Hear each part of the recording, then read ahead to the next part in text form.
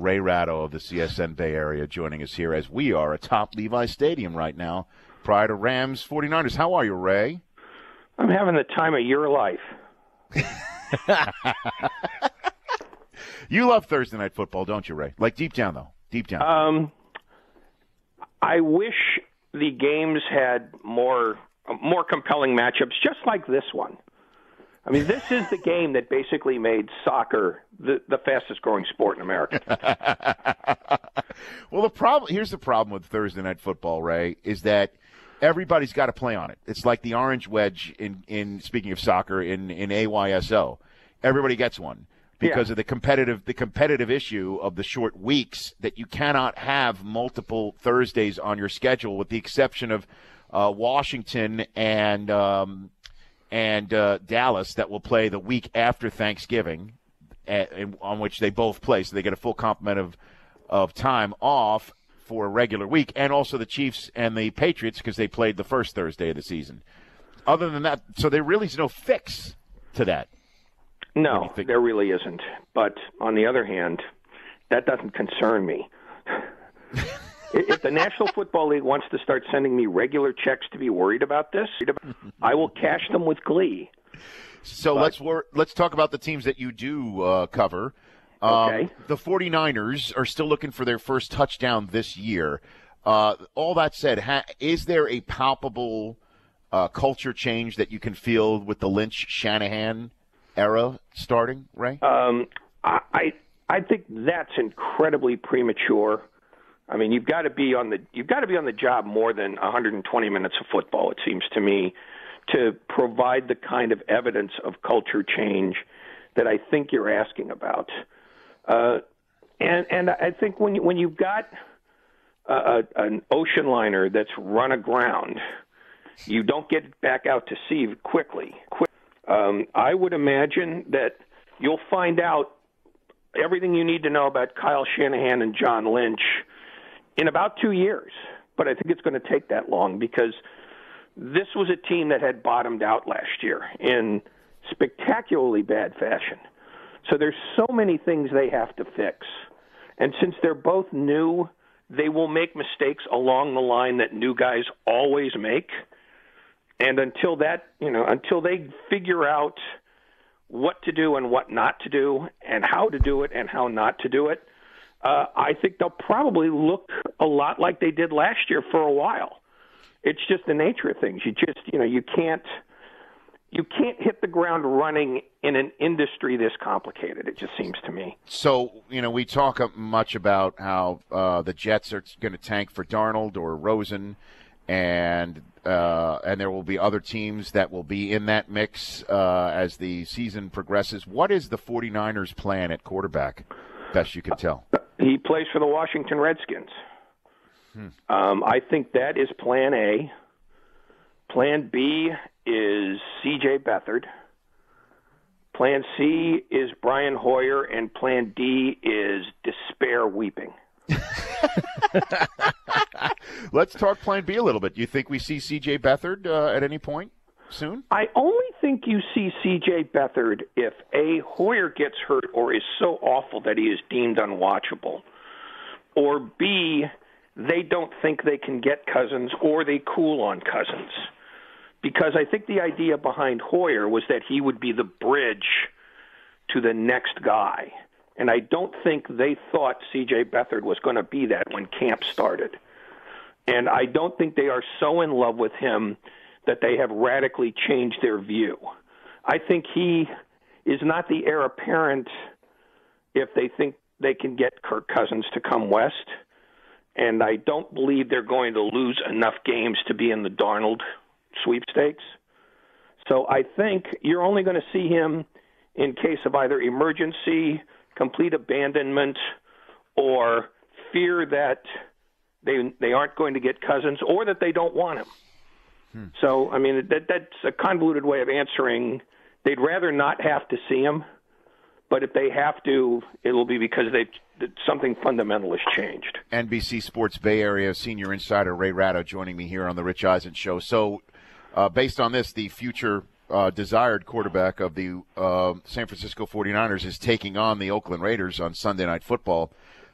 this weekend. And Ray, I just don't think enough people are talking about that the Raiders move and relocation is so unique. We will never see another situation where the first home game of a team that has announced its intention to relocate in a couple of years has no protests, no people freaking out, no people not showing, and instead there's a favored son returning to the sport on behalf of the town, dancing on the sidelines like Marshawn Lynch.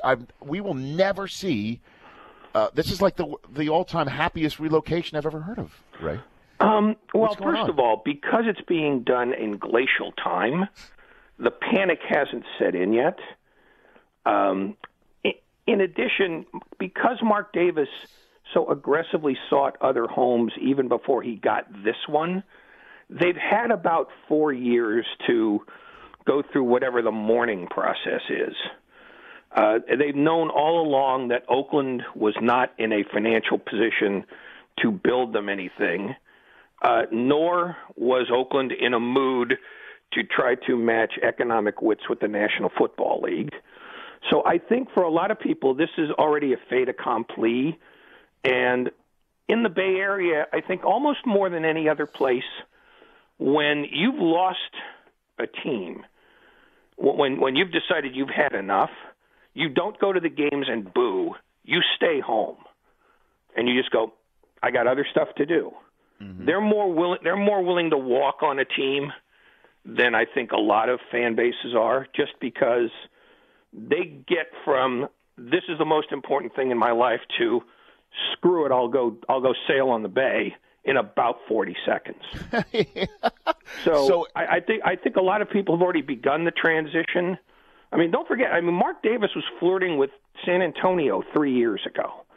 And then he played really hard to get L.A., and that's 18 months back. So it's been at least 3 years, and not if not more, that they've known he wanted to go. So they've had time to prep this. Well, it's also helpful that they may just wind up being the best team in the National Football League too. I mean, I see that. I think that's where the angst is. I think this is not a perfect analogy, but it's a little bit like what Quebec Nordiques fans would have felt like had they known their team was going to leave just as it became a Stanley Cup contender. Because as soon as they left Quebec and went to Denver, they won a cup right away. And that still stings in that community. And I think Raider fans want a Super Bowl before their team leaves. And I think that's where the angst really is. It's just they know that the window right now is as open as it's been in decades. And they would like to get one before the team goes. And they know that it's going to be 3 years at the outside. And so that's not a huge window, but it's bigger than a lot of teams have. A couple more minutes with Ray Ratto, NBC Sports Bay Area insider, senior insider. Pardon me, I don't want to lose the senior. Have they turned a shovel in Vegas yet for this stadium? Have they? They have not, a shovel in the because ground? the Raiders and UNLV are in a bit of a squabble about how the stadium is going to be shared, because it has to be shared by virtue of the way the Raiders got the money. But everything I have heard from both sides is that the shovel goes in the ground in November, which still gives them a fighting chance of being there by 19, although not much of a chance. Okay. If they wait much longer than January, they might need another 2 years in Oakland beyond the 2 they already are planning on. Wow. Last one for you, Ray, is how is the Kevin Durant fake social media account, if it did exist or not, how did this whole Twitter, Instagram thing play out, and not only with the fans here, but also with the Warriors front office, best you can tell? Well, the Warriors front office didn't get very involved with it because their position is pretty much to treat adults like adults, even when they do foray into adolescence. And I mean, it wasn't a legal issue, so they didn't really have to put a lawyer on it. I think they recognize that with Kevin Durant, slights run deep. and I'm sure they have told him, look, you've got to let this roll off your back at some point. I mean, you won. It's sort of like the lottery winner complaining that he has to drive to the lottery office to pick up the money. I think they just sort of view it as Kevin's little quirk, which is that Oklahoma City is always going to be a little bone spur forever. He's not going to be able to let it go. It's just going to have to diminish with time and rings. That's a good one. Because, in all other ways, he not only made the smart move, he made a phenomenal move. He got jewelry, he got a parade, he got business contacts in Silicon Valley. Next year, he's going to get a Supermax deal. I mean, where's the downfall here? If you want to sit and wash yourself in guilt, go sign with Brooklyn. Ray, I love you, man. Thanks for calling in. I'll hope to see you tonight. Oh, I'm sure that will pass. Thank you, Ray. That's Ray Ratto. The Rich Eisen Show, weekdays at noon Eastern on radio stations across the country and audience. If you like that, please download our app. There's lots of fun things there other than just more of the videos you just saw. You can call us from the app. You can email us from the app. Just download it. Trust me, you'll enjoy it.